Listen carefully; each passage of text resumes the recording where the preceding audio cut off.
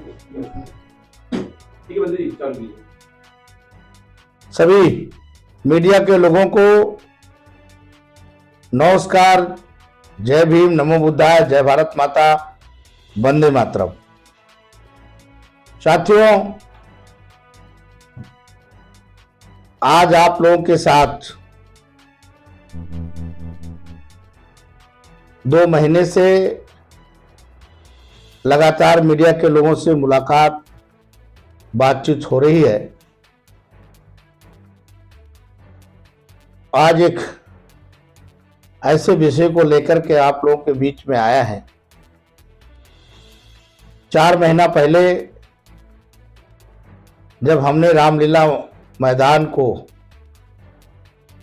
Book कराया था तो एक हर्ष और उल्लास के साथ ऐसा लग रहा था कि भारतीय बौद्ध संघ हर वर्ष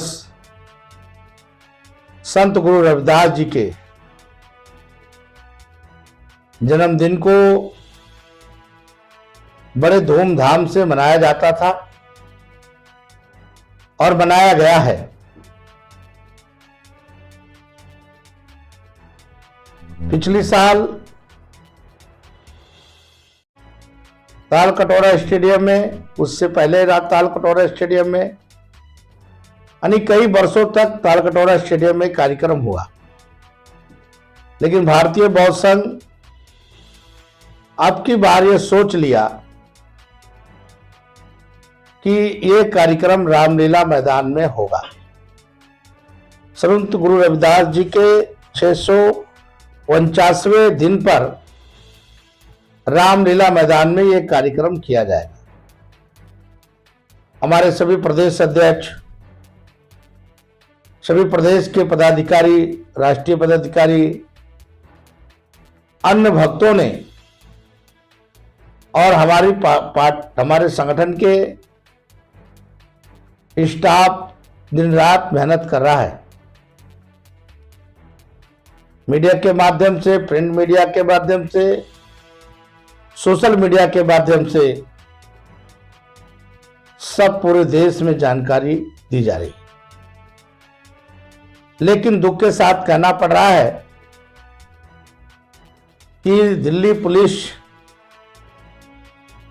एडिशनल डीसीपी प्रशांत चौधरी जी ने से जब मैंने या भारत के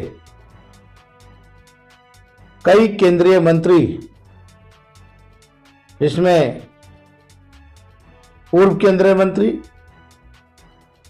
भारतीय जनता पार्टी के राष्ट्रीय महामंत्री, दिल्ली सरकार के मंत्री ने निरंतर उनसे संपर्क में रहे। हमारे पदाधिकारी और हम उनसे मुलाकात भी किया। उनका जो कहने का था कि दिल्ली में आपके द्वारा जो बसों की संख्या है वो 350 ऊपर हो गया है और लोग चलकर भी आएंगे, इसलिए हम पूरे देश से भी लोग चल के आएंगे, इसलिए हम आपको रामलीला मैदान में परमिशन नहीं दे सकता। हमें आज जानकारी मिली है। आप कभी दिल्ली के हालात ठीक नहीं है या रामलीला मैदान के आसपास जो इलाका है, अभी हम किसी को रामलीला मैदान में रैली करने की इजाज़त नहीं दे रहे। हमने कई लोगों से पता किया तो सुरक्षा के दृष्टि से उन्होंने हमें हवाला दिया। हमें दिल्ली प्रदेश, हमें दिल्ली पुलिस या एनडीएमसी या भारत सरकार से कोई शिकायत नहीं है। देश की हालात जब ठीक नहीं होती है और प्रदेश की हालात ठीक नहीं होती है तो इस तरह से कार्यक्रम नहीं हो पाते हैं। इसलिए हमारे सारे पदाधिकारियों आज मायूस हैं। हम मायूस जरूर हैं, लेकिन हम सरकार के साथ हैं और दिल्ली पुलिस के साथ हैं। आगे हम परमिशन के लिए दोबारा जब दिल्ली की हालात ठीक होगी तो हम रामलीला मैदान में नेक्स्ट कार्यक्रम करेंगे। ये हमें आप लोगों को बताने का आज, इसलिए आप लोगों को आज बुलाया है। हमारे बीच में हमारे राष्ट्रीय संगठन मंत्री ज्ञानचंद गौतम जी, हमारे राष्ट्रीय महामंत्री एडवोकेट सुरेश वर्मा जी उपस्थित हैं और आज ये प्रेस इसलिए आप लोगों को बुलाया गया है। धन्यवाद। मंत्री जी, जिस तरीके से आपने बताया कि मतलब आपको परमिशन नहीं मिली है, क्या सामाजिक कार्य करने के लिए भी सरकार के पास में जगह उपलब्ध नहीं हो पाई? देखिए, मैं सरकार के को किसी प्रकार के दोषी नहीं ठहराऊंगा। हाल में रामलीला मैदान के में जो आसपास इलाका है और बगल में जो दीवार है, उस दीवारों पर मुसलमानों का कब्जा था।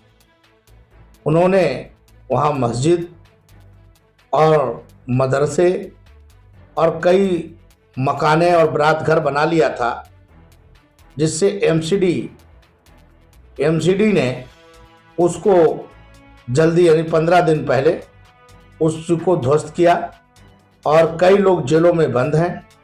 कई लोगों को अभी भी भागे हुए हैं। कभी भी अनप्रिय घटना कभी भी वहाँ हो सकता है। तो मैं सरकार के साथ हूँ। जैसे मैंने पहले कहा है कि मेरे कार्यक्रम होते रहते हैं, 10 कार्यक्रम 15 कार्यक्रम मैं साल में करता रहता हूँ। तो संत गुरु रविदास जी के 649वें जन्मदिन पर ये कार्यक्रम ना होकर के, अगर कार्यक्रम ये नहीं हुआ तो 14 अप्रैल कार्यक्रम नज़दीक आ रहा है, वो कार्यक्रम रामलीला मैदान में होगा। लेकिन निश्चित होगा, हम सरकार के साथ हैं, दिल्ली पुलिस के साथ हैं और दिल्ली, हमारा कर्तव्य बनता है कि हम दिल्ली पुलिस को सहयोग करते रहें। यानी कि आपने रविदास जयंती का जो प्रोग्राम करने जा रहे थे, यानी पूरी तरह से वो कैंसिल कर दिया गया?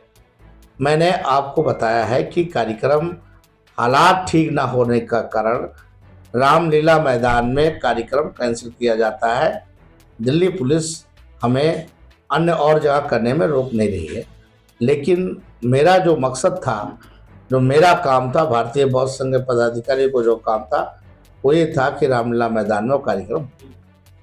क्या ये रविदास जयंती का प्रोग्राम किसी ऑडिटोरियम में भी होने के लिए आपने तय किया है? देखिए, मैंने रामलीला मैदान पे ही कार्यक्रम करने के लिए सोचा। ऑडिटोरियम तो कार्यक्रम होते रहते हैं। भंजे जी, जिस तरीके से आईएनए की टीम ने लाल किले पर कुछ लोगों को पकड़ा है, पूछताछ कर रही है, तो क्या आप इतना बड़ा कार्यक्रम करने जा रहे हैं तो आपको भी कहीं शक है या शंका है कि जैसे कि आपने कहा कि अप्रिय घटना कभी भी हो सकती है? देखिए, इस वजह से मैं मीडिया के माध्यम से एक चीज़ और बता देता हूँ। 2 दिन पहले मैं इसी सिलसिले में, कार्यक्रम के सिलसिले में कई जगह कई मंत्रियों से मुलाकात कर रहा था और मुलाकात के समय जब मैं कानून मंत्री से मुलाकात करके और ऑफिस के तरफ आ रहा तो मुझे स्वयं एक कॉल आया और कॉल जब वो आया तो व्हाट्सएप कॉल था और व्हाट्सएप कॉल पे मुझे गाली देना चालू कर दिया गया कि आप मुसलमानों के खिलाफ जो उल्टा सीधा बक रहे हैं, आपकी गर्दन को काट दिया जाएगा, आपको जान से मार दिया जाएगा। मैंने गाड़ी चलती रही, मैंने जो है पीछे अपने एक मीडिया साथी चंद्रशेखर को, मैंने राजशेखर को कहा कि आप तुरंत फ़ोन को टेप करें दूसरे फ़ोन से, क्योंकि व्हाट्सएप कॉल टेप नहीं होता है। जैसे उन्होंने टेप किया और उस व्यक्ति को सुनाई दे दिया, तो उस व्यक्ति ने अपनी लहजा को बदल दिया और वो मेरी इंक्वायरी करने लगा कि कनाडा और ऑस्ट्रेलिया में आपके लोग रहते हैं क्या। जब मैंने इसकी सूचना दिल्ली पुलिस के थाना अध्यक्ष देशबंधु गुप्ता रोड को दिया, तो उन्होंने जब चेक किया और फ़ोन तुरंत मैंने लगाया तो वो पाकिस्तान कराची से फ़ोन था। तो ऐसे घटनाएं कभी भी दिल्ली में घट सकती हैं, मेरे साथ ऐसा हुआ। तो साथियों, आपका कहना ठीक है, पहले देश उसके बाद धर्म, पहले देश है उसके बाद कोई कार्यक्रम है और कार्यक्रम होंगे, मैं आगे आपको जानकारी दूंगा। धन्यवाद। आपको ये जो आपको धमकी मिली थी, इसके लिए आपने प्रशासन से कोई सुरक्षा की मांग जांच की है? मैंने प्रशासन से मांग किया, तुरंत हमने कहा कि मैंने एसपी को यहाँ एसएचओ को मैंने कहा, फिर पहाड़गंज एसपी और तमाम आला अधिकारियों की जानकारी दी और सरकार ने मुझे तुरंत ही सुरक्षा मुहैया कराया। ठीक है, थैंक यू। खत्म ना जब हाँ, नाश्ता है।